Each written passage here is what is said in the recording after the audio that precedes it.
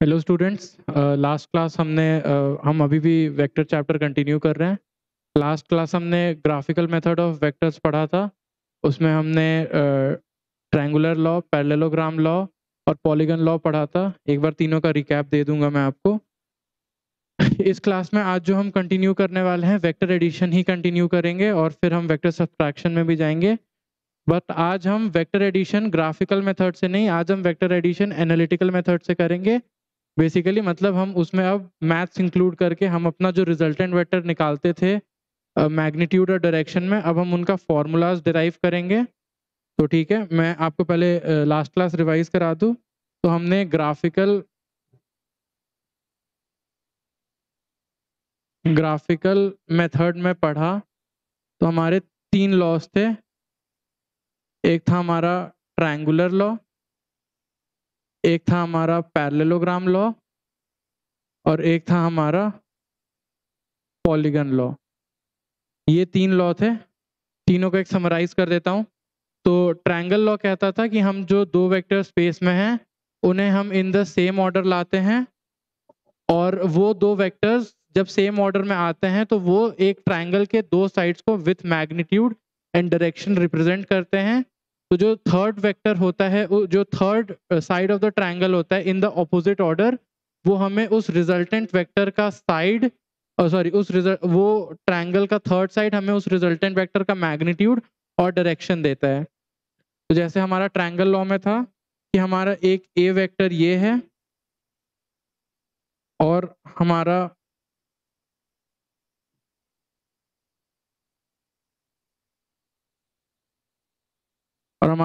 B vector इधर है। तो ट्रायंगल लॉ में हम क्या करते थे कि हम इसे पहले सेम ऑर्डर में लाते थे। सेम ऑर्डर का क्या मतलब है? अगर हमारा जो ए वेक्टर है वो टेल टू हेड है, तो हम बी वेक्टर को भी आफ्टर द हेड ऑफ ए, हम बी वेक्टर को भी टेल टू हेड रख लेते थे। उसके बाद जो हमारा थर्ड वेक्टर होता था, तो ये आप देख सकते हैं कि two sides of a triangle represent कर रहा है। तो जो हमारा basically third side of the triangle होता है, जब मैं इसे कंप्लीट करूं, तो ये third side of the triangle मुझे रिजल्टेंट वेक्टर देता था, वेयर आर वेक्टर को हम लिख सकते हैं A vector plus B vector. तो ये मेरा ट्रायंगल लॉ होता है। सिमिलरली पैरेललोग्राम लॉ क्या होता है? तो पैरेललोग्राम लॉ ये कहता है कि हमारा अगर ए वेक्टर ये है और साथ ही साथ हमारा एक बी वेक्टर ये है, तो जैसे इसमें हमने सेम ऑर्डर में दो वेक्टर्स को रखा और third side of the triangle मेरे को रिजल्टेंट देता है। यहाँ पर हम उनको सेम ऑर्डर में ना रख के टेल टू टेल रखते हैं। जैसे हम एंगल बिटवीन टू वेक्टर्स निकालने के लिए टेल टू टेल रखते हैं, वैसे ही हम इसे भी टेल टू टेल रखते हैं। और उसके बाद ये जो दो वेक्टर्स हैं टेल टू टेल रखने के बाद, they represent the two adjacent sides of a parallelogram in magnitude and direction. उसके बाद हम क्या करते हैं कि हम ये पैरेललोग्राम कंप्लीट करते हैं। तो मैं कंप्लीट करता हूँ। ये हमने पैरेललोग्राम कंप्लीट करा, और जब ये पैरेललोग्राम कंप्लीट हो जाता है तो इसमें हमें रिजल्टेंट वेक्टर कैसे मिलता है? इसमें हमें रिजल्टेंट वेक्टर मिलता है इस पैरेललोग्राम के डायगोनल से, उस डायगोनल से जो इन दो वेक्टर के कॉमन पॉइंट से निकलता है। तो ये होता है parallelogram law of vector addition. यहाँ पर भी आर वेक्टर सिग्निफाई करता है A vector plus B vector. उसके बाद पॉलीगन लॉ कहता है, पॉलीगन लॉ बेसिकली आपका जो ट्रायंगुलर लॉ है उसी का एक एक्सटेंशन होता है। तो अब हम मान लेते हैं कि हमारे पास दो से ज्यादा वेक्टर है। तो मान लेते हैं ये ए वेक्टर है, उसके बाद ये बी वेक्टर है, फिर ये हमारा सी वेक्टर है। तो अगर ये तीन वेक्टर्स का हमें सम निकालना है तो हम इसे ट्रायंगल लॉ के हिसाब से सेम ऑर्डर में रख देंगे, और सेम ऑर्डर में रखने के बाद हम एक फोर्थ वेक्टर बनाएंगे जो इस पैरेललो पॉलीगन को कंप्लीट करेगा। और जो इसका इस फोर्थ वेक्टर का जो ऑर्डर होगा वो इन तीन वेक्टर के ऑर्डर से कंप्लीटली डिफरेंट होगा या ऑपोजिट डायरेक्शन में होगा। तो मैं इसे कंप्लीट करता हूं। तो ये जो वेक्टर है आर वेक्टर जो मैंने बनाया, ये resultant vector of these three vectors को सिग्निफाई करता है in magnitude as well as in direction. तो हमारा जो ये आर वेक्टर है वो पॉलीगन लॉ के हिसाब से A vector plus B vector plus C vector, ये इसको सिग्निफाई करता है। तो ये हमारे 3 लॉज हो गए, ट्रायंगल लॉ, पैरेललोग्राम लॉ और हमारा पॉलीगन लॉ। तो ये हमारे 3 बेसिक लॉज थे जो हमने जो हमने पढ़ा to understand the thought of vector addition through graphs, through pictorial representation. आज हमारा लेकिन क्या टॉपिक है, आज हमें इसका एनालिटिकल वे देखना है। तो एनालिटिकल वे देखने के लिए अब हम स्टार्ट करते हैं। तो एनालिटिकल वे में बेसिकली हम क्या करेंगे कि हमारे पास वेक्टर्स रहेंगे, 2 वेक्टर्स, उनके मैग्नीट्यूड्स भी रहेंगे, उनके डायरेक्शंस भी रहेंगे। डायरेक्शन हम स्पेसिफाई करने के लिए एक को रेफरेंस लेके दूसरे वेक्टर का direction through some angle define कर देंगे एक वेक्टर के रिस्पेक्ट में। और जो हम अपना रिजल्टेंट वेक्टर भी निकालेंगे, वो रिजल्टेंट वेक्टर का भी हम मैग्नीट्यूड और direction with respect to the reference vector बताएंगे। तो पहले मैं इसका डेरिवेशन करता हूँ पैरेललोग्राम लॉ से, फिर मैं एक बार आपको ट्रायंगुलर लॉ से भी डिराइव करके दिखाऊंगा। बट डेरिवेशन में आपको नहीं जाना है, आपको बेसिकली इसका फॉर्मूला याद रखना है। हर पॉइंट उस फॉर्मूला में जितने भी टर्म्स हैं उनका मतलब समझना है और उसको कब लगाना है, कैसे लगाना है, वो समझना है। तो अब डिराइव करने के लिए मैं स्टार्ट करता हूँ। तो हमारा एक ये है ए वेक्टर और ये है हमारा बी वेक्टर। पैरेललोग्राम लॉ से हम क्या करेंगे, इस वेक्टर को पैरेललोग्राम लॉ से हम इस पैरेललोग्राम को कंप्लीट करेंगे पहले। तो पहले मैं कंप्लीट कर देता हूँ।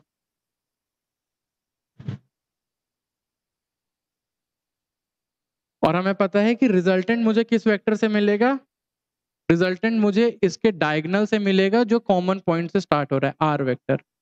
अब ए वेक्टर मैंने आपको नोटेशंस बताई थी कि ए वेक्टर का अगर मैग्नीट्यूड रिप्रेजेंट करना है तो लिख भी देता हूं एक बार। तो मैग्नीट्यूड ऑफ ए वेक्टर को हम रिप्रेजेंट कर सकते हैं या तो मॉड ऑफ ए वेक्टर से और सिंपली ए लिख के विदाउट द वेक्टर साइन। तो ये इसका एक रिप्रेजेंटेशन होता है।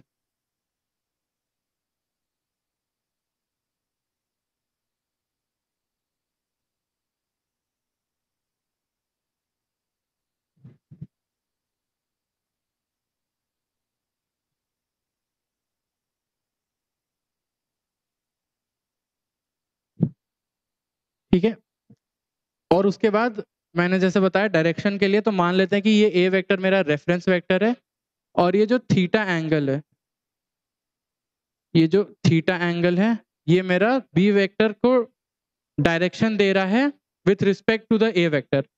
अब हम कैसे निकालेंगे रिजल्टेंट वेक्टर का मैग्नीट्यूड एंड डायरेक्शन। तो रिजल्टेंट वेक्टर को डिफाइन करने के लिए हमें एक रिजल्टेंट वेक्टर का मैग्नीट्यूड चाहिए, मतलब मॉड ऑफ आर वेक्टर, और एक हमें अगला चीज चाहिए, एक ये अल्फा एंगल। क्योंकि मेरा ए वेक्टर आपका ये है रेफरेंस, तो अल्फा एंगल मिलेगा तो मुझे आर वेक्टर का मैग्नीट्यूड और आर वेक्टर का डायरेक्शन मिल जाएगा। इसके लिए अब हम क्या करते हैं कि हम एक राइट एंगल ट्रायंगल कंस्ट्रक्ट करते हैं। वो कैसे कंस्ट्रक्ट करेंगे, तो हम ये ए वेक्टर के लाइन ऑफ एक्शन को एक्सटेंड करेंगे और इस पॉइंट से एक परपेंडिकुलर ड्रॉप करेंगे। तो ये हो गया मेरा परपेंडिकुलर। क्योंकि मुझे पता है कि मेरा बी वेक्टर ये है और मैं बी वेक्टर को पैरेलली शिफ्ट करके यहां भी लाऊं तो ये भी मेरा बी वेक्टर ही रिप्रेजेंट करता है। तो ये भी हो गया मेरा बी वेक्टर ही रिप्रेजेंट, मतलब इस वेक्टर का मैग्नीट्यूड भी बी के बराबर है। तो मैं यहाँ एक बार लिख देता हूँ कि इसका magnitude is equal to B, इसका magnitude is equal to A. और क्योंकि ये पैरेलल है तो इसका अगर इसके बीच का एंगल ए और बी के बीच का एंगल यहाँ थीटा है तो यहाँ भी इनके बीच का एंगल थीटा ही होगा। अब मुझे रिजोल्यूशन ऑफ वेक्टर्स एक बार मैं बता भी देता हूँ। रिजोल्यूशन ऑफ वेक्टर्स में क्या होता है कि अगर मेरा ये एक वेक्टर है बी वेक्टर ऑफ मैग्नीट्यूड मान लेते हैं, मतलब मैग्नीट्यूड ऑफ बी, तो फिर अगर ये थीटा एंगल पे है, अगर अगर ये थीटा एंगल पे है तो हम इस बी वेक्टर को 2 कंपोनेंट्स में लिख सकते हैं और वो 2 components perpendicular to each other होंगे। तो कौन से 2 कंपोनेंट्स में लिख सकते हैं, एक हो गया आपका इस डायरेक्शन में मतलब बी वेक्टर को दो कंपोनेंट्स में प्रोजेक्ट करते हैं, तो एक इस पे इस हॉरिजॉन्टल पे प्रोजेक्ट करते हैं और एक वर्टिकल पे प्रोजेक्ट करते हैं। तो यही होता है projection of a vector. Because ये थीटा एंगल है तो हमें पता है कि राइट एंगल ट्रायंगल में, ये देख रहे हैं एक राइट एंगल ट्रायंगल बन रहा है, तो इस राइट एंगल ट्रायंगल में अगर ये ए है, ये बी है और ये सी है और एंगल थीटा है, तो राइट एंगल ट्रायंगल में हमें ट्रिग्नोमेट्रिक रेशियोज पता होते हैं। तो हम साइन थीटा लिख सकते हैं परपेंडिकुलर अपॉन हाइपोटेन्यूज, तो सी अपॉन ए। कॉस थीटा लिख सकते हैं बेस अपॉन हाइपोटेन्यूज, तो बी अपॉन ए। और टैन थीटा लिख सकते हैं परपेंडिकुलर अपॉन बेस, तो सी अपॉन बी। तो ये बेसिक्स तो हमें पता होती हैं, इसी को मैं अब यहाँ यूज करूंगा। बिकॉज ये वेक्टर का मैग्नीट्यूड बी है और ये हॉरिजॉन्टल से थीटा एंगल पे इंक्लाइंड है, तो इसका इधर का जो लेंथ होगा वो इक्वल होगा बी कॉस थीटा के, और ये परपेंडिकुलर लेंथ इक्वल होगा बी साइन थीटा के। उसके बाद हमें पता है कि इस वेक्टर ए वेक्टर का लेंथ ए है, तो अब मैं जो यहाँ पर राइट एंगल ट्रायंगल बन रहा है उसे अलग से बनाता हूं। तो देखिए ये जो मेरा राइट एंगल ट्रायंगल यहाँ बन रहा है उसे मैं अलग से बनाऊं, तो ये वाले का लेंथ मेरा टोटल लेंथ क्या आया, ये वाले का मेरा टोटल लेंथ आया ए प्लस बी कॉस थीटा, और इसका लेंथ मेरा क्या आया, ये आया बी साइन थीटा। और ये बिकॉज ये वही डायगोनल है और इस डायगोनल वेक्टर को आर वेक्टर से हम रिप्रेजेंट कर रहे हैं, तो इस डायगोनल वेक्टर के लेंथ का मैग्नीट्यूड होगा आर। अब देख सकते हैं मुझे आर का मैग्नीट्यूड निकालना था in terms of A and B, और मुझे ये राइट एंगल ट्रायंगल मिल चुका है, तो अब मैं इस राइट एंगल ट्रायंगल में पाइथागोरस थ्योरम लगाऊंगा। तो मेरा आर स्क्वायर होगा A plus B cos theta का square plus B sine theta का स्क्वायर।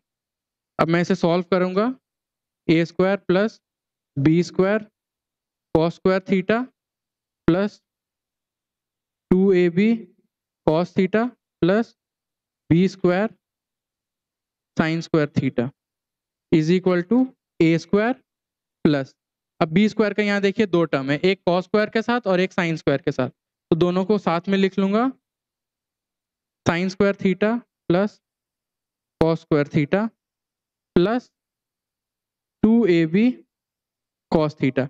अब हमें पता है कि sine square theta plus cos square theta का वैल्यू होता है 1, तो इक्वल टू मेरा आर स्क्वायर आ जाएगा A square plus B plus 2ab cos theta. ये मेरा आर वेक्टर का मैग्नीट्यूड आ गया। तो मेरा आर वेक्टर का मैग्नीट्यूड क्या आ गया, से भी लिख सकते हैं आर वेक्टर का magnitude is A square plus B square plus 2ab cos theta under root. ये आपके लिए एक इंपॉर्टेंट फॉर्मूला है। कोई भी दो वेक्टर है और उनके दो वेक्टर का एडिशन से मुझे उन दो वेक्टर के बीच का मैग्नीट्यूड निकालना है रिजल्टेंट वेक्टर का। तो रिजल्टेंट वेक्टर का मैग्नीट्यूड हमें A square plus B square plus 2ab cos theta से मिलता है। अब इसमें मतलब समझना है, ए स्क्वायर ए क्या है, बी क्या है, कॉस थीटा क्या है।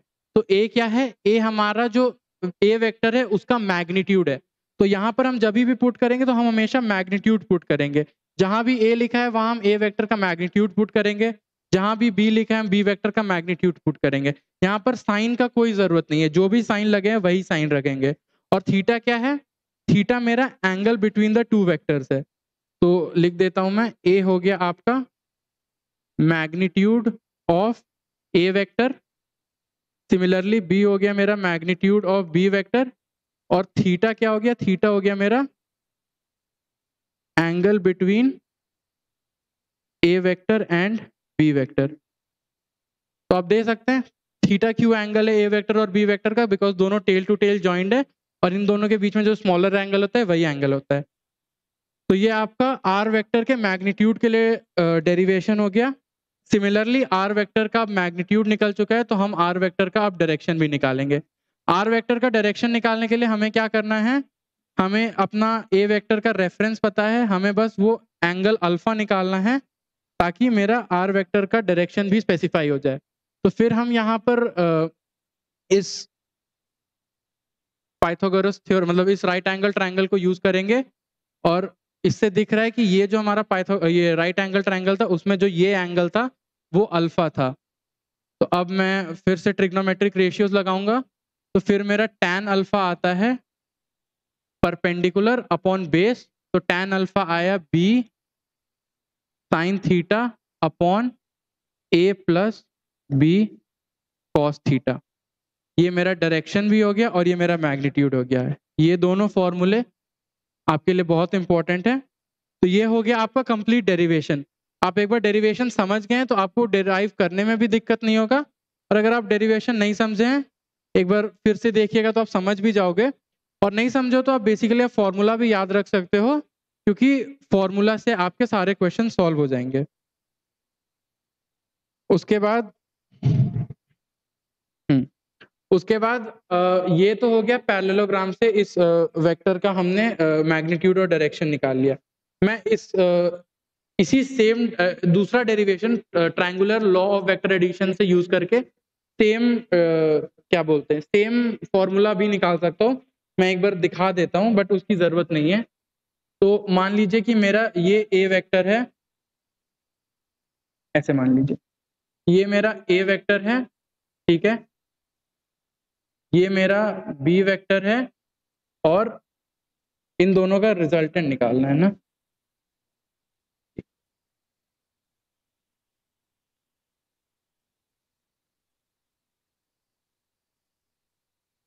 ये ए वेक्टर है, ये बी वेक्टर है और ये जो वेक्टर है ये मेरा रिजल्टेंट आर वेक्टर है। तो हमें ए वेक्टर पता है, बी वेक्टर पता है, ए वेक्टर का मैग्नीट्यूड पता है, बी वेक्टर का मैग्नीट्यूड पता है, ए वेक्टर का और बी वेक्टर का डायरेक्शन पता है। हमें आर वेक्टर का मैग्नीट्यूड और डायरेक्शन निकालना है। तो इससे मैं आपको बस मैग्नीट्यूड निकालना दिखाऊंगा। मान लेते हैं ये एंगल थीटा है, ये एंगल थीटा है, तो हम नहीं ऐसे नहीं, मैं रुकिए आपको अच्छा हाँ, ये देखिए मान लीजिए ये आपका ए वेक्टर है और ये आपका बी वेक्टर है, ठीक है। इन दोनों के बीच का एंगल थीटा हमें पता है। Parallelogram law of vector addition से हमें पता है कि रिजल्टेंट यही आना है। अब मैं इस बी वेक्टर को उठा के इधर भी रख लूं तो इसका कोई चेंज नहीं होता है। तो ये आपका हो गया आर वेक्टर, ठीक है। अब ये एंगल थीटा है तो ये एंगल आपका थीटा होगा, ठीक है, नो डाउट। बट आपका जो ये एंगल होगा ये एंगल आपका हो जाएगा 180 माइनस थीटा, ठीक है। अब इसके बाद आपका मैथ्स में एक फॉर्मूला होता है कोसाइन रूल कह के। तो ये आप 12th में जब जाएंगे तो आपको एक चैप्टर आता है ट्रिग्नोमेट्रिक रेशियोज एंड इक्वेशन, तो उसमें आप पढ़ते हैं। मैं आपको बस डिराइव करने के लिए बता दे रहा हूँ, आपको याद नहीं रखना है क्योंकि आपको यहाँ आप देख सकते हैं कि मैंने सिंपल 11th की मैथ या जितनी आपने पढ़ी थी वो यूज करके डिराइव कर दिया। ये मैं आपको बस एक दिखा दे रहा हूँ कि पैरेललोग्राम लॉ यूज करो या ट्रायंगुलर लॉ यूज करो, आपके डेरिवेशंस कहीं से भी हो सकते हैं। तो कोसाइन रूल क्या कहता है मैं एक बार पहले लिख देता हूँ। कोसाइन रूल ये कहता है कि अगर मेरा एक ये ट्रायंगल है, इसका ये साइड ए है, ये साइड बी है और ये साइड सी है, और ए और बी साइड्स के बीच का एंगल थीटा है, तो कॉस थीटा बराबर होता है A square plus B square minus C square upon 2ab के। ये होता है कोसाइन रूल। तो कोसाइन रूल बेसिकली आपको एंगल और लेंथ ऑफ साइड्स के बीच का एक रिलेशन देता है। तो फिर मैं इसे यहाँ यूज करता हूँ। तो मेरे पास मेरा ट्रायंगल क्या है, तो मेरे पास ये ट्रायंगल है, इसका ये साइड है ए, ये साइड है बी और ये साइड है आर। थीटा क्या है, थीटा मेरा है angle between A vector and B vector, but theta मेरा एंगल है ए वेक्टर और बी वेक्टर के बीच में। बट इस ट्रायंगल में ये थीटा क्या, ये एंगल क्या है 180 माइनस थीटा, यही एंगल है। इसलिए जब हम कोसाइन रूल लगाएंगे तो हम थीटा के बजाय 180 माइनस थीटा रखेंगे। तो हमारा क्या बनता है, cos 180 minus theta is equal to A square, जो ये दो एंगल कंटेन कर रहे हैं उनका square, A square plus B square minus third vector third side R square upon 2ab। अब इसे हम अगर सॉल्व करेंगे तो cos 180 माइनस थीटा होता है, तो आपका जो cos 180 माइनस थीटा होता है वो होता है माइनस cos थीटा के बराबर। नहीं पढ़ा हो तो आप पढ़ लोगे। तो minus cos theta is equal to A square plus B square minus R square upon 2ab। तो अब अगर आप ये क्रॉस मल्टीप्लाई करोगे और इसको सॉल्व करोगे तो फिर से आपका वही आ जाएगा, R square is equal to A square plus B square plus 2ab cos theta. देख रहे हैं, फिर वही आया। हमें बेसिकली बस ये करना था कि हमें एक ट्रायंगल बनाना था कोसाइन रूल लगाने के लिए, और उस कोसाइन रूल लगाने के लिए हमें एंगल बिटवीन द वेक्टर्स ना लेने के बजाय हमें ये एंगल लेना था between the A and B जब ये ट्रायंगल फॉर्म कर रहा है। तो इससे भी सेम डेरिवेशन आता है, और आपका डेरिवेशन हो गया। आपको एनालिटिकल मेथड से भी मैंने दोनों डेराइव करके मैग्नीट्यूड और डायरेक्शन बता दिया दो वेक्टर्स के सम का। अब आइए मैं आपको क्वेश्चंस कराता हूँ। तो चलिए क्वेश्चन लिख लीजिए।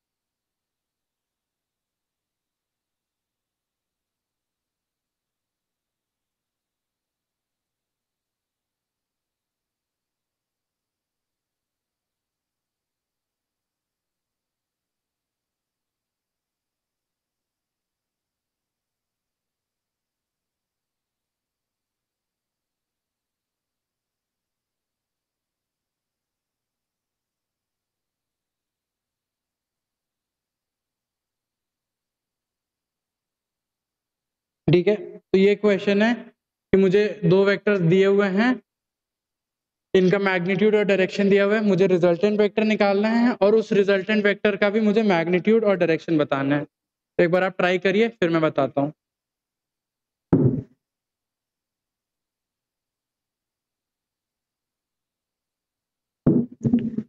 ठीक है, तो इसको हम कैसे भी सॉल्व करें, हम पहले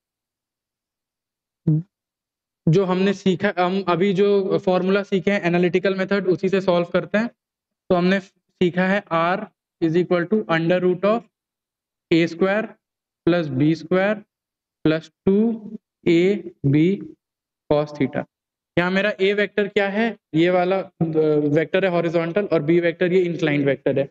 ए वेक्टर का मेरा मैग्नीट्यूड क्या है 10, और बी वेक्टर का मैग्नीट्यूड क्या है 10, और दोनों के बीच का एंगल कितना है, थीटा एंगल कितना है 60 डिग्री। तो मुझे बस वैल्यू पुट करना है, तो मैं करता हूँ 10 square plus 10 square plus 2 into 10 into 10 into cos of 60 degree. तो ये आ गया आपका 100 plus 100 plus 200 into cos 60 degree होता है आपका 1/2।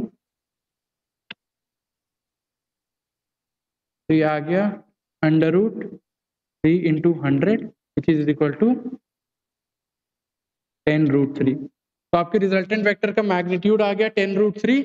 अब रिजल्टेंट वेक्टर का डायरेक्शन हम कैसे निकालते हैं, tan alpha is equal to, देख लीजिए,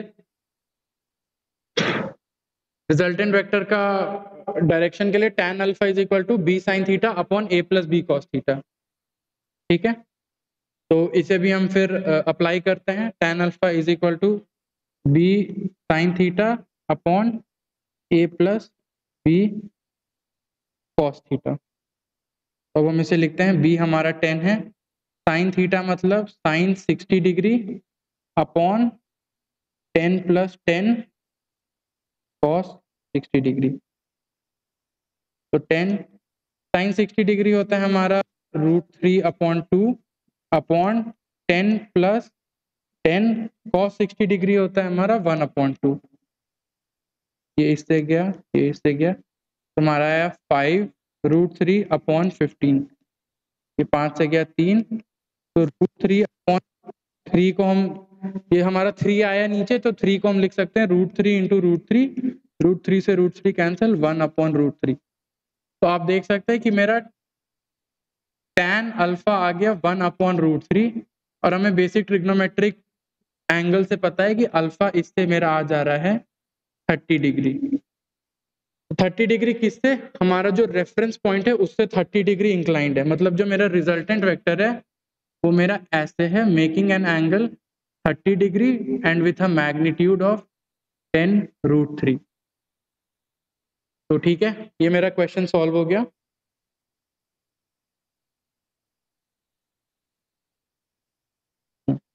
आइए नेक्स्ट क्वेश्चन करते हैं। नेक्स्ट क्वेश्चन क्या कहता है? Two forces whose magnitudes are in the ratio of 3:5 give a resultant of 28 Newton. If the angle of inclination is 60 degree, find the magnitude of each force. ठीक है, तो दो forces दिया हुआ है, दो फोर्सेस इन द रेशियो, क्या ratio है? 3:5, which gives a resultant of 28 Newton. ठीक है, एंगल ऑफ इंक्लिनेशन क्या है इन दो फोर्स के बीच का? एंगल ऑफ इंक्लिनेशन, तो मेरा एंगल ऑफ इंक्लिनेशन है इक्वल टू 60 डिग्री। तो मुझे क्या फाइंड करना है? मुझे magnitude of each force find करना है। तो ये फाइंड करने के लिए हम क्या करेंगे? ये फाइंड करने के लिए हम पहले दो वेक्टर्स मान लेते हैं। ठीक है, एक वेक्टर हम ए वेक्टर मान लेते हैं, ए वेक्टर हम बी वेक्टर मान लेते हैं। ये हमारा ए वेक्टर हो गया, ये हमारा बी वेक्टर हो गया।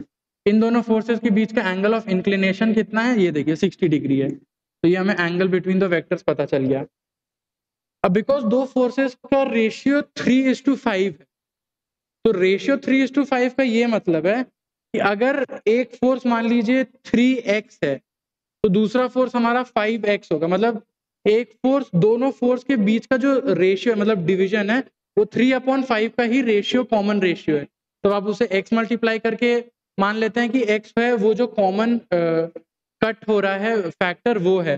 तो हम अज्यूम कर ले रहे हैं कि 3x ए वेक्टर का एक्चुअल मैग्नीट्यूड होगा। तो हम जब सॉल्व करेंगे तो हमारा एक वेरिएबल आएगा x, उसे इक्वेशन में डाल के सॉल्व करेंगे तो हमारा x आ जाएगा। तो 3x हमारा ए वेक्टर का मैग्नीट्यूड हो जाएगा और 5x बी वेक्टर का।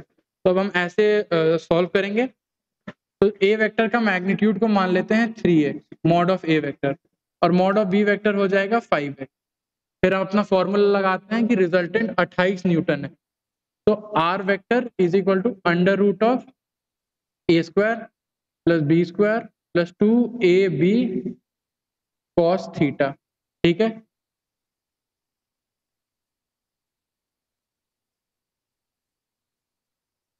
सॉल्व करते हैं। 28 स्क्वायर कर देते दोनों तरफ, तो ए स्क्वायर हो गया 3x का स्क्वायर प्लस 5x का square plus 2 times of 3x into 5x into cos 60 degree. Cos 60 degree पता है हमें होता है 1/2, तो ये कैंसिल हो गया।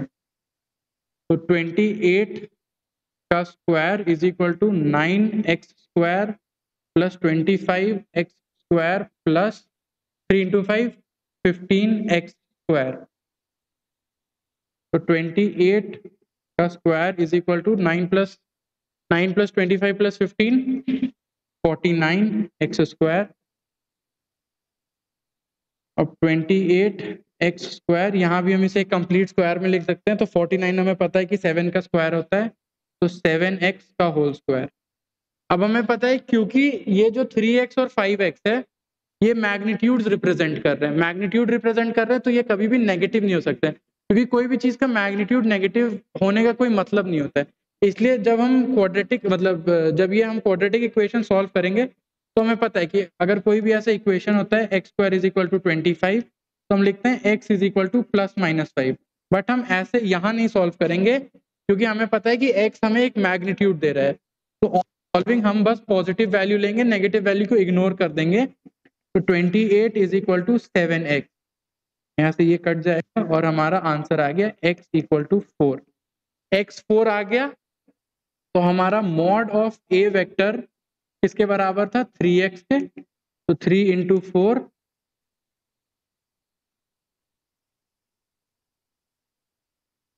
Into 4 which is equal to 12 Newton, और b वेक्टर हो गया हमारा 5x के बराबर, 5 इंटू 4 20 न्यूटन।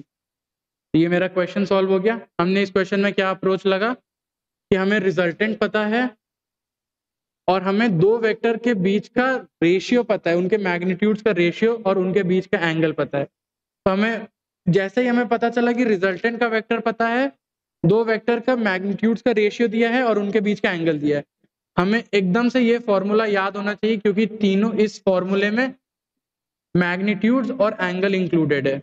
तो हमने इसमें पुट करा, हमने अज्यूम करा कि 3x और 5x मैग्नीट्यूड्स हैं, हमने इसमें पुट करा, पुट करके हमने सॉल्व करा, x का वैल्यू आया, x का वैल्यू हमने इधर पुट करा और हमारा क्वेश्चन सॉल्व हो गया।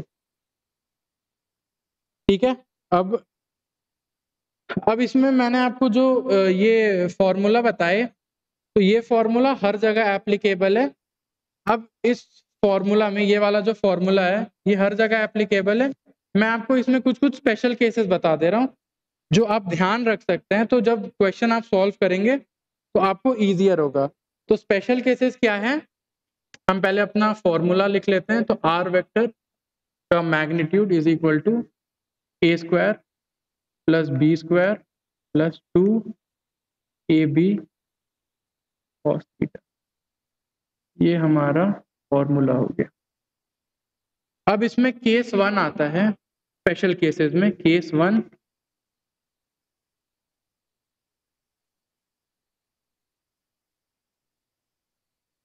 When theta equal to 0 degree, क्या हो जाएगा मेरा r under root A square plus B square plus 2ab cos 0 degree. cos 0 degree हमें पता है 1 होता है, तो a square plus B square plus 2ab is equal to under root A square plus B square plus 2ab हमें पता है कि एक आइडेंटिटी होता है, तो a प्लस बी का होल स्क्वायर,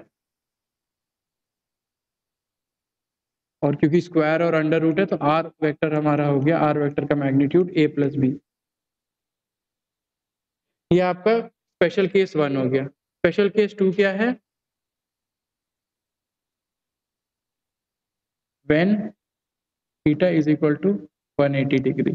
इसमें क्या होगा, r हमारा हो जाएगा under root A square plus B square plus 2ab cos of 180 degree which is equal to under root, cos 180 का हमें वैल्यू पता है -1 होता है, तो A square plus B square plus 2ab cos 180 degree -1, तो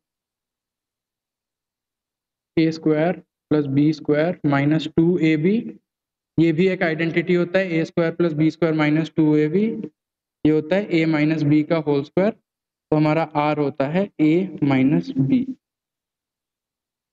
अब आप ये समझिए, ये वाले दो केसेस है, मैं आपको बहुत बार एग्जांपल से बता चुका हूं, मैं फिर आपको एक बार बताता हूं। ये केस के when theta is equal to 0 degree, theta 0 मतलब ये होता है कि जो दो वेक्टर्स हैं वो सेम डायरेक्शन में पैरेलल हैं एक दूसरे के। जब वो पैरेलल हैं तो उनके बीच का जो मैग्नीट्यूड होता है वो बस ऐड हो जाता है।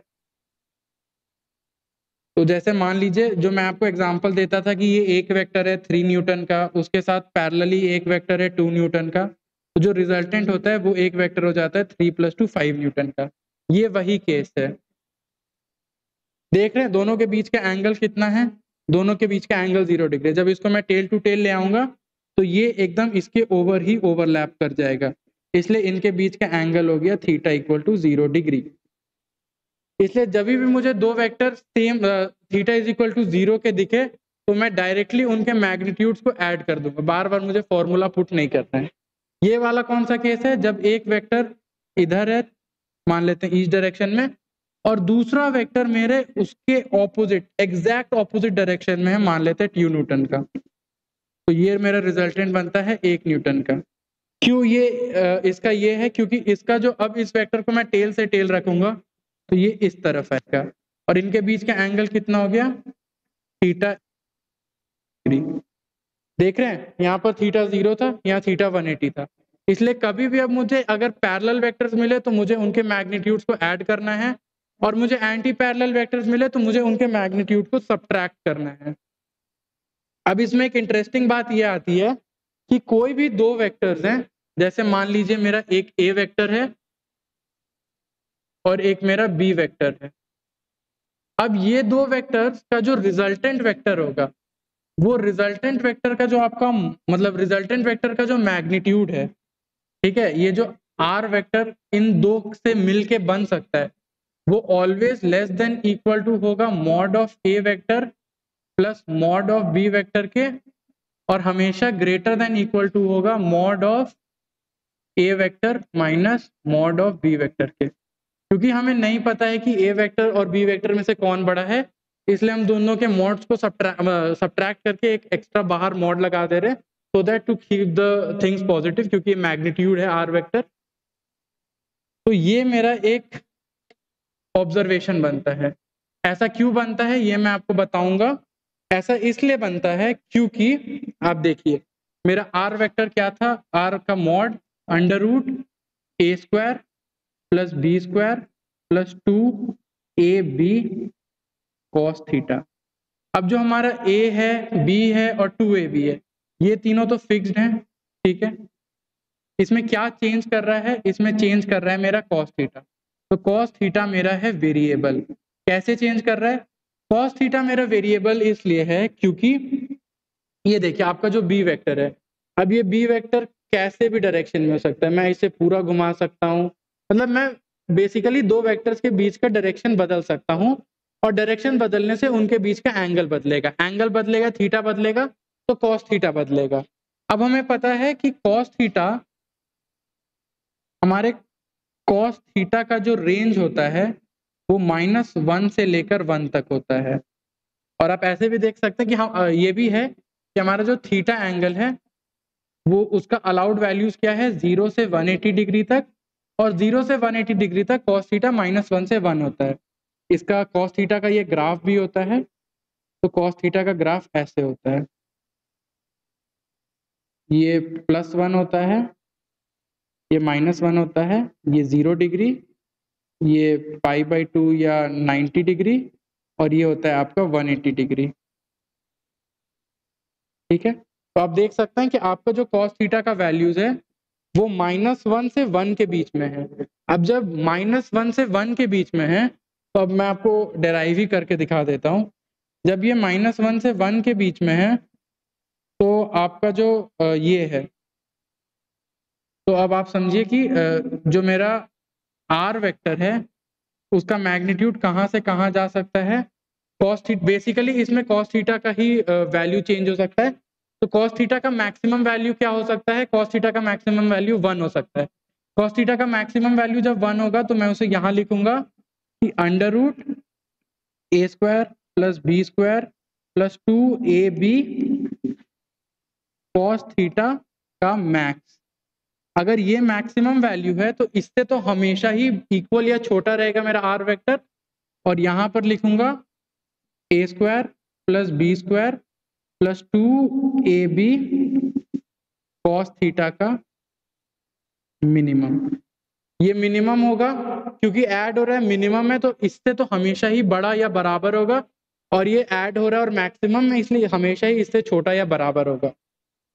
तो फिर मैं अब ये इनइक्वालिटी बस सॉल्व करनी है। हमें पता है कि कॉस थीटा मैक्स का मैक्सिमम कॉस थीटा मैक्स का वैल्यू होगा 1 के बराबर, तो A square plus B square plus 2ab, और कॉस थीटा मिन का मिनिमम वैल्यू, कॉस थीटा मिन का वैल्यू क्या होगा, तो थीटा मिनिमम होता है -1 के बराबर, तो -2ab। फिर हम इसे सॉल्व करेंगे।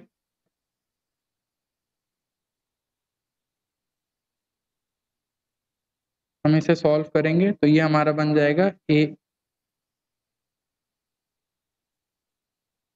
फिर मैंने आपको प्रीवियस पेज में बताया था कि एक आइडेंटिटी है a प्लस बी का होल स्क्वायर और अंडर रूट हटा के, तो ये बन जाएगा a प्लस बी और ये a माइनस बी का होल स्क्वायर अंडर रूट हटा के, तो a माइनस बी, एक एक्स्ट्रा मैं मॉड लगा दे रहा हूँ क्योंकि मुझे अभी नहीं पता है कि a बड़ा है या b बड़ा है, तो just for keeping things positive मैं एक मॉड लगा दे रहा हूँ। तो ये है इसका डेरिवेशन। तो ऐसे भी क्वेश्चंस आते हैं कि मेरे को 2 वेक्टर दे दिया। अब मान लीजिए ऐसा क्वेश्चन है कि मेरे को 2 वेक्टर दे दिए हैं, आगे आएगा क्वेश्चन, मैं एक ऐसे एग्जांपल देता हूँ कि मेरे को 2 वेक्टर दिए हैं 2 न्यूटन। 4 एग्जांपल है कि 2-2 वेक्टर दिए हुए 4 एग्जांपल है कि एक है 2 न्यूटन और 3 न्यूटन का, एक 2 न्यूटन 4 न्यूटन का, 2 न्यूटन 5 न्यूटन का, और एक 2 न्यूटन और 6 न्यूटन का। तो इसमें हमें बताना है कि अगर एक बार मैं लिख ही देता हूँ कि मैं ही भूल जा रहा हूँ। मान लेते हैं 2 न्यूटन और 4 न्यूटन का एक वेक्टर है, फिर 2 न्यूटन और 5 न्यूटन का एक वेक्टर है, 2 न्यूटन और 6 न्यूटन का वेक्टर है, और 2 न्यूटन और मान लेते हैं 3 न्यूटन और 2 न्यूटन का वेक्टर है।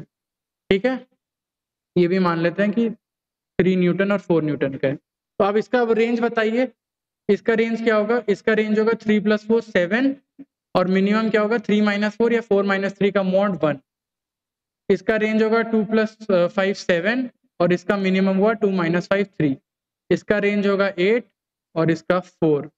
इधर होगा 5 और 1। तो आपको इन सबके रेंजेस पता है, आपको एक ऐसा वेक्टर दे देगा जो बोलेगा कि कोई ऐसा मैग्नीट्यूड देगा जो इनमें से इस किसी एक ऑप्शन के बाहर होगा। तो उस टाइप के भी क्वेश्चंस बनते हैं बेस्ड ऑन द फैक्ट कि 2 वेक्टर का जो रिजल्टेंट है वो हमेशा a + b से छोटा और a - b के मॉड से बड़ा होगा। तो आपको ये भी एक इम्पोर्टेंट पॉइंट याद रखना है। फिर उसके बाद हम स्पेशल केसेस डिस्कस कर रहे थे, उसमें एक और डिस्कस करना बच गया। तो आपका केस 3 है when theta equal to 90 degree. Theta 90 degree मतलब क्या है कि आपका ए वेक्टर इधर है और बी वेक्टर इसके परपेंडिकुलर है 90 डिग्री पे। इसमें क्या आता है आपका आर मेरा बन जाता है √a² + b² + 2ab cos of 90 degree. और हमें पता है कि cos 90 डिग्री का वैल्यू 0 होता है, तो ये पूरा 2ab cos 90 डिग्री का टर्म 0 हो गया। तो मेरा r बनता है √a² + b²। अब आप ये एनालिटिकल मेथड से मतलब ग्राफिकल मेथड से चेक भी कर सकते हो। कैसे? तो आप देखिए कि मैं ऐसे पैरेललोग्राम कंप्लीट करूंगा, तो जो रिजल्टेंट होगा वो इन दोनों के इधर होगा। इस बी वेक्टर को अगर मैं इधर शिफ्ट करता हूँ, तो आप देख रहे हैं कि एक राइट एंगल ट्रायंगल बन रहा है। अगर ये इसका मैग्नीट्यूड a है, इसका मैग्नीट्यूड b है, तो पाइथागोरस थ्योरम यूज करके हमारा सेम रिजल्ट आता है। उसके बाद एक चौथा केस मैं आपको और बता दे रहा हूँ।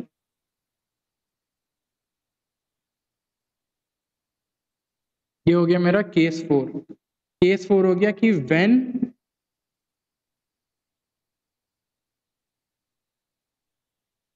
Magnitude of both vectors is equal. चौथा केस क्या है कि when the magnitude of both vectors is equal. तो इस केस में क्या होगा हमारा?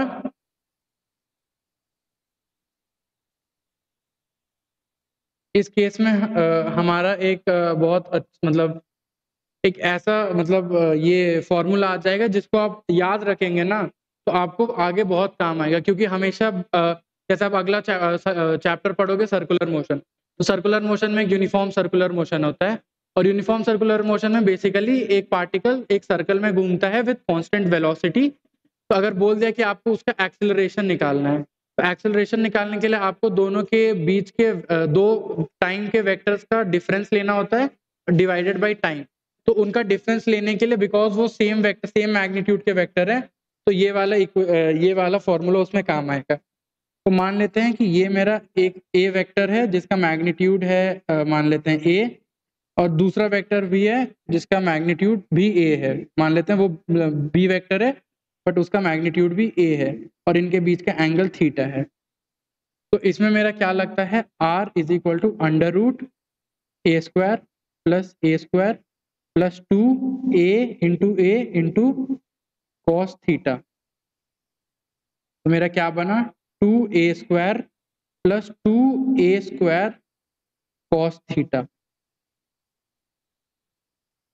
तो हमारा 2 और a² कॉमन आ गया, इसमें भी 2a² है, इसमें भी 2a² है, तो ये बन गया 2a² 1 प्लस कॉस थीटा। अब एक मैं यहाँ फॉर्मूला लिख दे रहा हूँ, ये आपने भी नहीं पढ़ा होगा, आप आगे जाके पढ़ोगे। तो एक फॉर्मूला होता है cos 2 theta is equal to 2 cos square theta minus 1 या cos 2 theta is equal to 1 minus 2 sine square theta. तो अब यहाँ पर आप देख सकते हैं मैं ये वाला फॉर्मूला यूज करूंगा। तो cos 2 theta is equal to 2 cos square theta 1 को इधर भेजता हूँ, तो 1 plus cos 2 theta is equal to 2 cos square theta. आप देख सकते हैं कि यहाँ मेरा क्या टर्म बन रहा है, 1 प्लस cos थीटा। बस एंगल में डिफरेंस है, तो मान लीजिए मैं 2 थीटा के बजाय जहां जहां भी एंगल थीटाज है मैं 2 थीटा के बजाय थीटा रख देता हूँ। तो 1 प्लस cos थीटा हो जाएगा 2 cos स्क्वायर थीटा अपॉन 2। ठीक है, अब इसे मैं यहाँ यूज करता हूँ, तो equal to under root 2a² into 2 cos square theta upon 2। अब देख रहे 2 इंटू 2 स्क्वायर हो जाएगा, a इंटू ए स्क्वायर और cos स्क्वायर, और ये सारे स्क्वायर है अंडर रूट के अंदर है, सब बाहर आ जाएंगे। तो 2a cos थीटा अपॉन 2, ये मेरा r वेक्टर, जो अगर दो वेक्टर सेम मैग्नीट्यूड के हैं a और a के, इनका रिजल्टेंट का जो मैग्नीट्यूड आएगा वो 2a cos थीटा अपॉन 2 आएगा, where theta is the angle between the two vectors. उसके बाद एक और इसमें होता है कि इनके बीच का एंगल क्या होता है, ये जो अल्फा होता है वो क्या होता है, उसके लिए भी हमारा ये डेरिवेशन है कि tan अल्फा, फॉर्मूला याद है आपको जो मैंने बताया था स्टार्टिंग में, फॉर्मूला था b sin theta upon a plus B cos theta. तो यहाँ पर हमारा a और b दोनों a है, स्मॉल a, तो b sin थीटा, तो b sin theta upon a plus b cos theta. मैं बोल रहा हूँ कुछ, लिख रहा हूँ कुछ, मतलब बेसिकली मैं b के जगह b का मैग्नीट्यूड, यहाँ पर जो b वेक्टर का मैग्नीट्यूड a है उसे सब्सटीट्यूट कर रहा हूँ। तो आप यहाँ देख सकते हैं कि a sin theta upon a 1 plus cos theta, ये इससे कट गया। अभी हमने पढ़ा कि 1 प्लस कॉस थीटा को हम लिख सकते हैं 2 cos स्क्वायर थीटा अपॉन 2, और एक और फॉर्मूला होता है कि sin 2 थीटा को हम लिख सकते हैं 2 sin थीटा cos थीटा।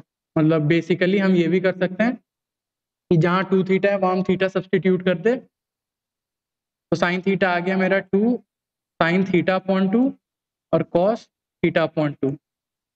फिर इसे मैं यहाँ यूज कर ले रहा हूँ, sin थीटा के बजाय मैं लिख दूंगा 2 sin थीटा बाई 2 और cos थीटा बाई 2। तो 2 से 2 कैंसिल हो गया, ऊपर sin थीटा बाई 2 है into cos theta by 2 upon cos theta by 2 का square.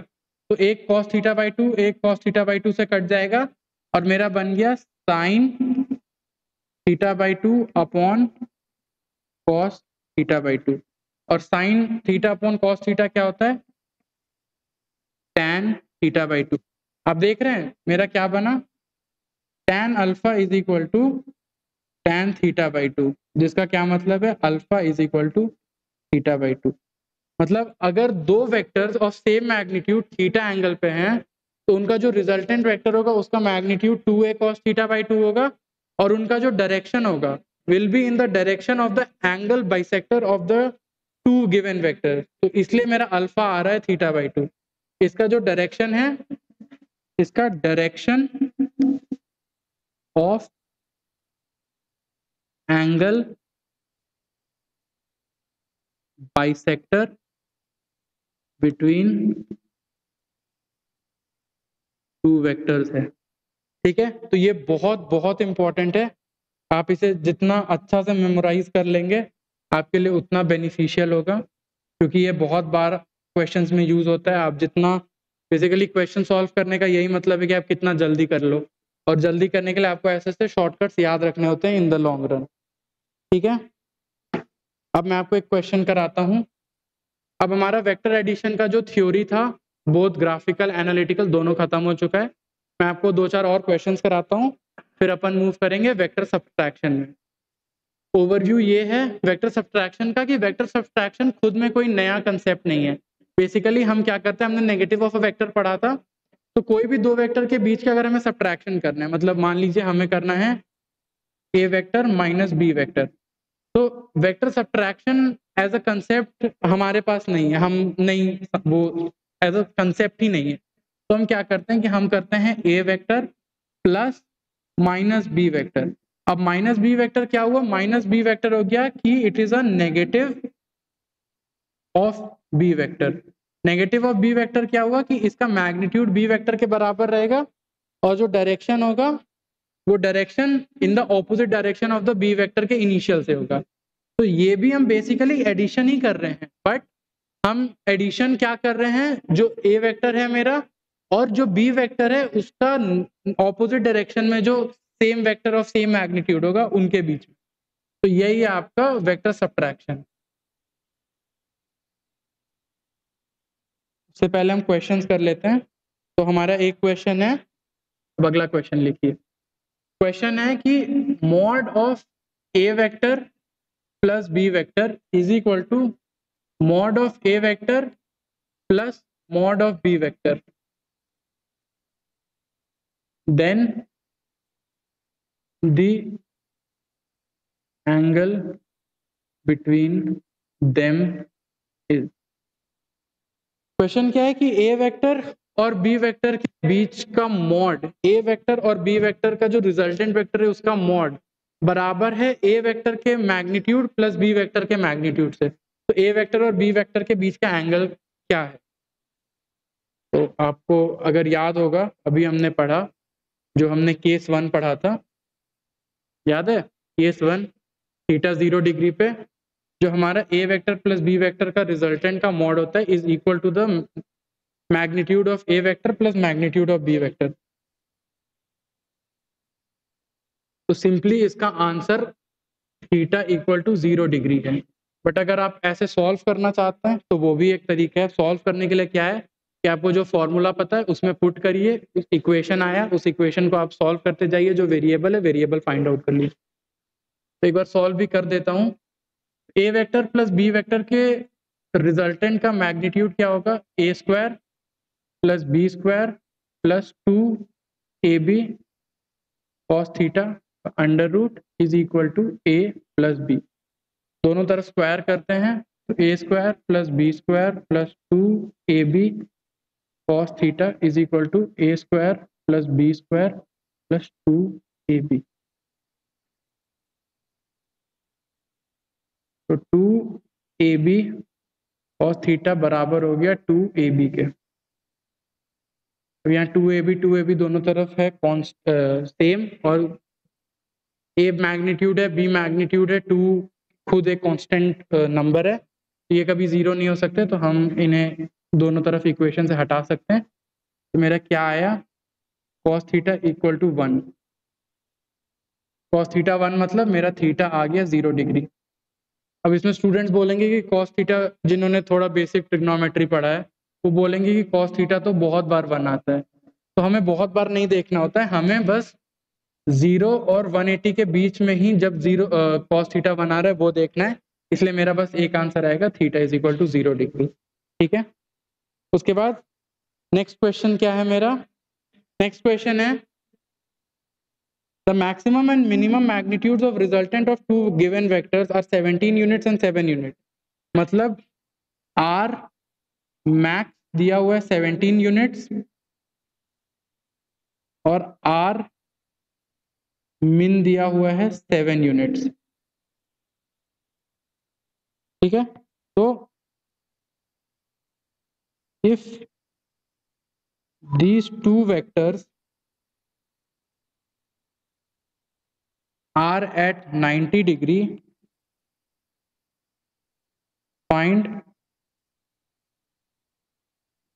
magnitude of resultant vector. देख रहे हैं, उस कंसेप्ट से क्वेश्चन आ गया जो मैं आपको बता रहा था।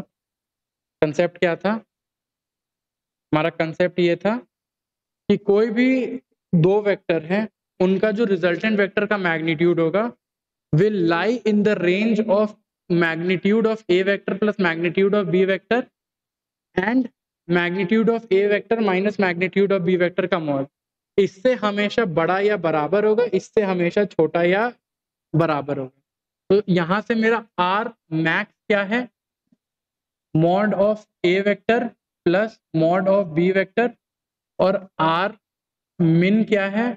Mod of a vector minus mod of b vector. ठीक है, अब इसी को हम बस वहां यूज करेंगे और हमारा क्वेश्चन सॉल्व हो जाएगा। तो अब यूज करेंगे, मान लेते हैं कि मेरा a वेक्टर है और मेरा b वेक्टर है। ठीक है, मान लेते हैं a वेक्टर का मैग्नीट्यूड b वेक्टर से बड़ा है। मानने में क्या जा रहा है, वैसे ही क्वेश्चन हो जाएगा। तो ठीक है, तो r मैक्स क्या होगा? r मैक्स होगा मेरा विच इज इक्वल टू 17, और r मिन क्या है? r मिन है मेरा a minus B which is equal to 7। दो इक्वेशन है, दो वेरिएबल है, इक्वेशन सॉल्व करिए, वेरिएबल्स का आंसर निकालिए और आपका क्वेश्चन हो जाएगा। तो पहले इनको दोनों को ऐड करता हूं, तो देख रहे हैं मेरा b से b कट जाएगा। इन दोनों को जब मैंने ऐड करा तो b से b कट जाएगा, तो 2a मेरा आ गया 17 प्लस 7 24 यूनिट्स। तो इससे मेरा a आ गया 12 यूनिट्स, और फिर मैं b सॉल्व करूंगा। अब मेरा a आ गया तो मैं इसमें पुट कर देता हूं, तो b आएगा मेरा 17 माइनस 12, तो मेरा b आ गया 5 यूनिट। क्वेश्चन सॉल्व नहीं हुआ है। क्वेश्चन पूछ रहा था कि if these two vectors are at 90 degree then find the magnitude of the resultant vector. अब बोल रहा है कि मेरा a वेक्टर जो 12 यूनिट का है, b वेक्टर 5 यूनिट का है, वो 90 डिग्री एंगल पे है। a vector 12 unit, b vector 5 unit, 12 5, तो जो रिजल्टेंट वेक्टर है उसका क्या ये है मैग्नीट्यूड। ये भी हमारे स्पेशल केसेस में आ गया था कि दो वेक्टर के बीच का एंगल अगर 90 डिग्री है तो उनका रिजल्टेंट वेक्टर का मैग्नीट्यूड पाइथागोरस थ्योरम से आ जाएगा। तो हमारा r वेक्टर जो r फाइनल है उसका मैग्नीट्यूड है 12 square plus 5 square which is equal to under root 144 plus 25 under root 169, मतलब 13 यूनिट्स। देख रहे हैं, एक तो हमारा आंसर आ गया और ये भी पता चल गया कि हमेशा जो रिजल्टेंट वेक्टर होगा would lie between the range of these two. 17 unit और 7 यूनिट दोनों के बीच में ही 13 यूनिट्स लाई करता है। ठीक है, ये क्वेश्चन भी हमने सॉल्व कर लिया। अब नेक्स्ट क्वेश्चन पे बढ़ते हैं। नेक्स्ट क्वेश्चन थोड़ा लेंदी है, मैं लिखूंगा नहीं, मैं आपको पढ़ देता हूँ, आप अपने कॉपीज में नोट कर लेना, मैं मेन पॉइंट्स लिख दूंगा। The sum of the magnitude of two forces acting at a point is 18 and the magnitude of the resultant is 12। मतलब क्या पूछा, एक बार मैं कंप्लीट पढ़ देता हूँ। If the resultant is at 90 degree with the force of smaller magnitude, what is the magnitude of the forces? तो बोल रहा है कि the sum of magnitudes of two forces, sum of magnitude, मतलब मान लेते हैं कि एक पॉइंट पे दो वेक्टर्स एक्ट कर रहे हैं, a वेक्टर और b वेक्टर। तो sum of magnitudes of the two forces, मतलब a वेक्टर का मैग्नीट्यूड प्लस b वेक्टर का मैग्नीट्यूड किसके इक्वल है? 18 के इक्वल। और a vector plus b vector का मैग्नीट्यूड इक्वल है 12 के। ठीक है, उसके बाद लिखा है कि resultant is at 90 degree with the force of smaller magnitude। Resultant is at 90 degree with force of smaller magnitude।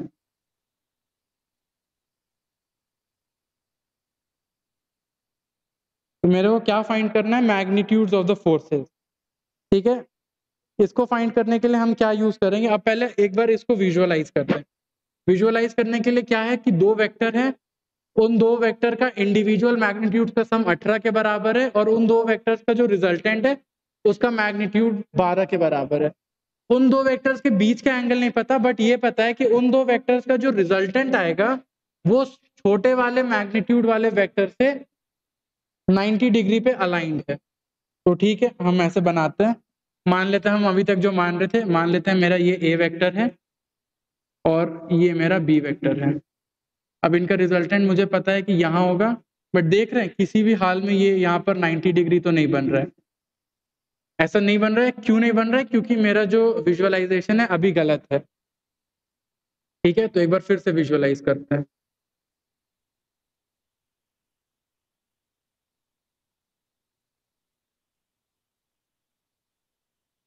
तो मान लेते हैं कि हम पहले स्मॉलर मैग्नीट्यूड का वेक्टर बनाएं। मान लेते हैं मेरा स्मॉलर मैग्नीट्यूड का वेक्टर है ए वेक्टर। ठीक है, उसके बाद मेरे को ये पता है कि रिजल्टेंट का जो डायरेक्शन है वो 90 degree from the smaller magnitude है। तो ये ए वेक्टर है, मान लेते हैं ये मेरा आर वेक्टर है। अब देख रहे हैं मेरा आर वेक्टर तो 90 डिग्री पे आ गया।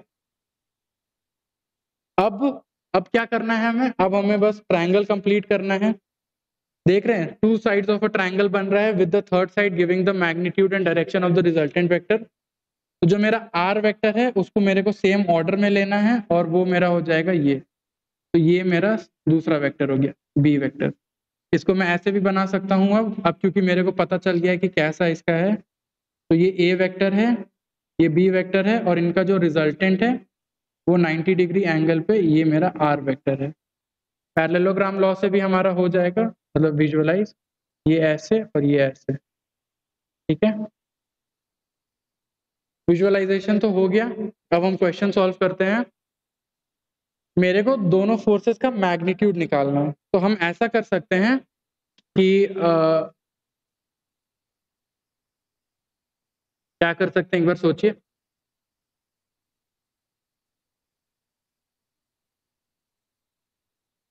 ठीक है, मेरे को पता है कि ये अल्फा एंगल 90 डिग्री के बराबर है और अल्फा एंगल 90 डिग्री के बराबर है, तो मेरे को tan अल्फा का भी फॉर्मूला पता है which is equal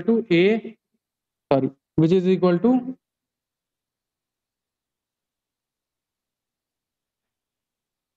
B sine theta upon A plus B cos theta. अब मेरे को पता है कि अल्फा जब 90 डिग्री है तो जो tan 90 डिग्री होता है उसको हम लिखते हैं undefined. tan 90 degree is undefined, या बहुत लोग उसको इन्फिनिटी लिखते हैं, 1/0 कुछ भी लिखते हैं। अनडिफाइंड का ये रीजन होता है कि वो 1/0 बन जाता है, क्योंकि tan 90 डिग्री हो गया sin 90 degree upon cos 90 degree. sin 90 1 होता है, cos 90 0, तो 1/0 फॉर्म बनता है, इसलिए अनडिफाइंड होता है। तो 1/0 फॉर्म बनने के लिए मेरे को क्या है कि जो मेरा a plus B cos theta होगा वो होगा 0 के बराबर। ठीक है, एक चीज मुझे ये पता चला कि जो मेरा a plus B cos theta है वो 0 के बराबर होगा। दैट इज जो मेरा b कॉस थीटा है वो -a के बराबर है। ये पता चल गया। अब मैं दूसरा लगाता हूं कि मुझे पता है कि a प्लस बी 18 के बराबर है क्योंकि दोनों के मैग्नीट्यूड का सम 18 है। और दूसरा मुझे क्या पता है कि a square plus B square plus 2ab cos theta 12, मेरे को रिजल्टेंट पता है 12 के स्क्वायर के बराबर है। a square plus B square plus 2ab cos theta 12 के स्क्वायर के बराबर है। अब मैंने निकाला कि b cos theta minus a के बराबर है, तो मैं b कॉस थीटा को यहाँ पुट कर दूंगा। देखिए b कॉस थीटा दिख रहा है, तो a square plus B square plus 2a into B, और सॉरी 2 इंटू ए, और b के बजाय मैं रख रहा हूं -a is equal to 12 square, या आप इसको 12 स्क्वायर लिख लो 144। अब a square plus B square minus 2a square is equal to 144। तो मेरा आ गया b square minus a square equal to 144। अब मैं इधर सॉल्व करता हूँ। b square minus a square हमें सबको पता है, ये identity b square minus a square होगा b minus a into B plus A, ये मेरा आइडेंटिटी होता है। ठीक है, अब बी माइनस, तो मैं इसे फैक्टराइज कर लेता हूँ, B minus A into B plus A is equal to 144। अब मुझे बी प्लस ए का वैल्यू पता है 18, तो मैं यहाँ पुट कर देता हूँ B minus A into 18 is equal to 144। ठीक है, अब यहाँ डिवाइड करता हूँ तो ये हो गया 72, इधर 9 और ये 8 9 से 72, तो मेरा जो b माइनस ए है वो 8 के बराबर आ गया। अब मेरे को b माइनस ए पता है 8 के बराबर है और b प्लस ए पता है 18 के बराबर है, तो फिर वही आ गया, दो इक्वेशन दो वेरिएबल, फिर मैं a और b सॉल्व करके निकाल सकता हूँ। तो आपको क्या करना होगा सॉल्व करने के लिए, अब b माइनस ए पता है, b प्लस ए पता है, पहले दोनों को ऐड कर लो, तो a कैंसिल हो जाएगा, 2b is equal to 18 plus 8 26, तो 2b 26 है, तो b मेरा 13 आ गया। जब b मेरा पता चल गया तो b को इसमें पुट करो और a plus 13 is equal to 18 के हिसाब से a भी मेरा 5 आ गया, तो मेरा फाइनल आंसर आएगा a इज इक्वल टू 5 और b इक्वल टू 13, ये मेरा फाइनल आंसर है। ठीक है,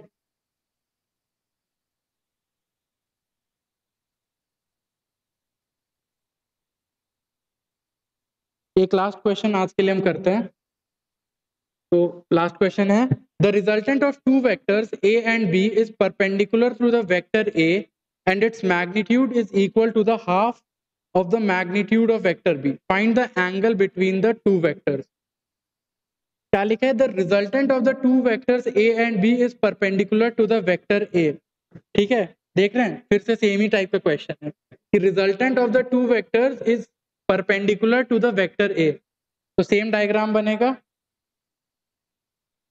the resultant of the two vectors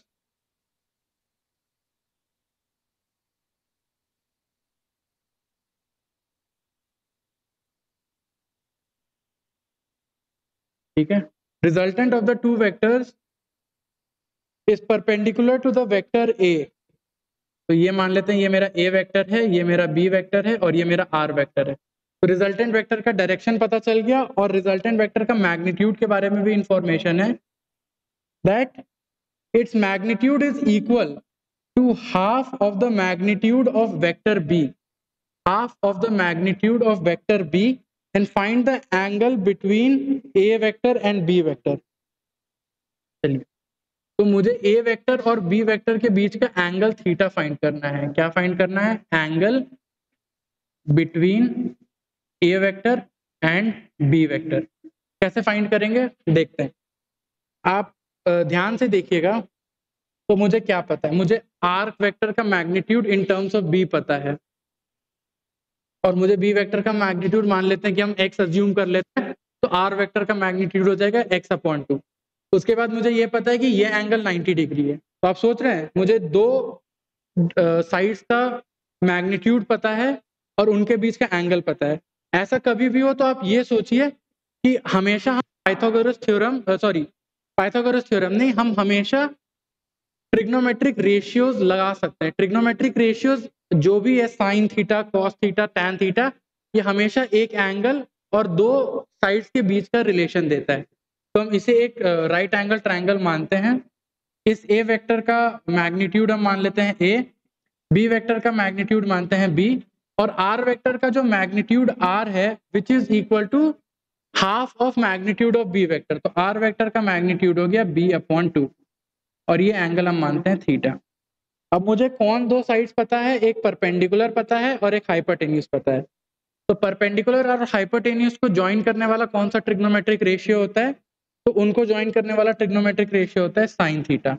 तो साइन थीटा होता है परपेंडिकुलर अपॉन हाइपोटेन्यूज। तो परपेंडिकुलर का क्या लेंथ है, b अपॉन 2, हाइपोटेन्यूज का क्या लेंथ है b, तो हम उसे अगर लिखेंगे तो हमारा साइन थीटा का वैल्यू आ जा रहा है हाफ, और साइन थीटा का वैल्यू हाफ मतलब थीटा इक्वल टू 30 डिग्री। ठीक है, तो हमारा क्वेश्चन सॉल्व हो चुका है, हमारा थीटा 30 डिग्री आ गया है। बट नहीं, हमें क्या पूछा है, थीटा, हमें पूछा है the angle between the two vectors. अगर आप गलती से 30 डिग्री यहाँ निकाल लेते हैं थीटा, मान लेते हैं थीटा डैश है, हमारा थीटा डैश 30 डिग्री आया है। अगर आप ये थीटा डैश निकाल रहे हैं तो आप इन्हें angle between the two vectors नहीं बोल सकते। क्यों नहीं बोल सकते? बिकॉज हाँ, ये ए वेक्टर और बी वेक्टर के बीच का एंगल 30 डिग्री इसलिए नहीं है क्योंकि ए वेक्टर और B vector head to head या टेल टू टेल ज्वाइन नहीं है। इसलिए पहले हमें इन्हें हेड टू हेड या टेल टू टेल ज्वाइन करना होगा। ज्वाइन करने के लिए हम क्या कर सकते हैं? ऐसा। अब हमारा डायग्राम ऐसा बन गया है कि ये हमारा रिजल्टेंट वेक्टर है, ये ए वेक्टर है और ये बी वेक्टर है, और ये मुझे एंगल पता चला है theta dash which is equal to 30 degree. Tail to tail join करने के लिए हम या तो ए वेक्टर को आगे मूव करते या बी वेक्टर को पीछे मूव करते। हमारे लिए ज्यादा कन्वीनियंट ए वेक्टर को मूव करना है, तो हम ए वेक्टर को यहाँ मूव कर दे रहे हैं। ये हो गया मेरा ए वेक्टर। अब ये ए वेक्टर हो गया, ये बी वेक्टर हो गया। अब यहाँ पर ये टेल टू टेल ज्वाइन है, तो मुझे सिंपली ये एंगल निकालना है थीटा। ये किसके बराबर होगा? 180 degree total angle minus 30 degree, तो ये बराबर हो गया 150 डिग्री। और यही मेरा theta equal to 150 is the angle between the two vectors.